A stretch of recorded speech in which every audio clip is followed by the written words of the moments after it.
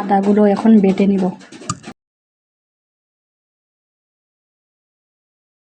রসুনগুলো আমি এখন বেটে নিব। পেঁয়াজগুলো এখন আমি বেটে নিব।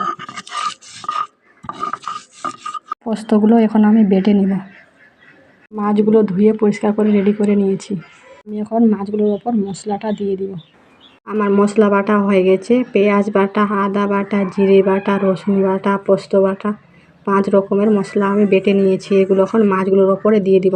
পেঁয়াজ বাটা, রসুন বাটা, আদা বাটা, জিরা বাটা, পোস্ত বাটা, হলুদ, লঙ্কার গুঁড়ো, লবণ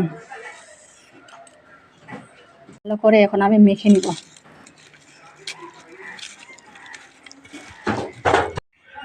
মশলাগুলো আমি ভালোভাবে মেখে নিয়েছি। 30 মিনিট রেস্টের জন্য রেখে দিব। এখন হয়ে গেছে। পেঁয়াজগুলো আমি এখন কড়াইয়ের মধ্যে দিয়ে দেবো। পেঁয়াজগুলো দিয়ে দিলাম। পরিমাণ মতো তেল দিব।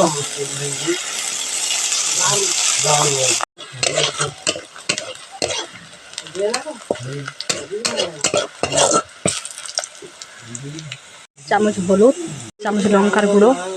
মাছগুলো এখন আমি দিয়ে দিব।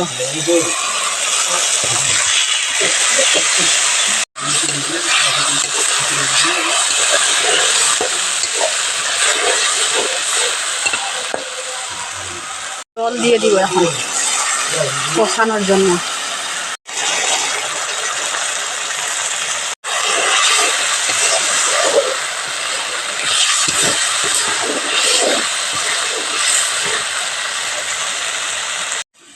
জল দিয়ে ভালো করে একটু কষে নিতে হবে।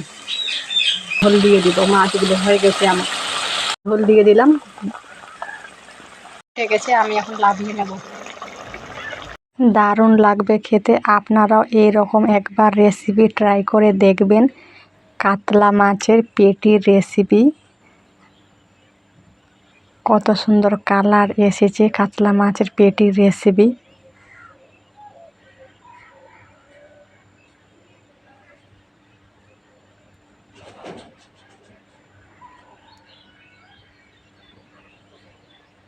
আমার ভাইকে এখন আমি দিয়ে দিব।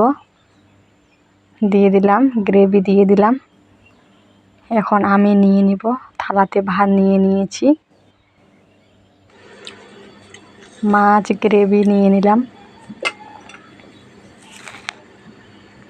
মাছটা কত নরম আর সফট হয়েছে, ভেঙে দেখিয়ে দিলাম আপনাদেরকে কত নরম হয়েছে। আপনারাও একবার হলেও বাড়িতে ট্রাই করে দেখবেন কাতলা মাছের পেটির রেসিপি।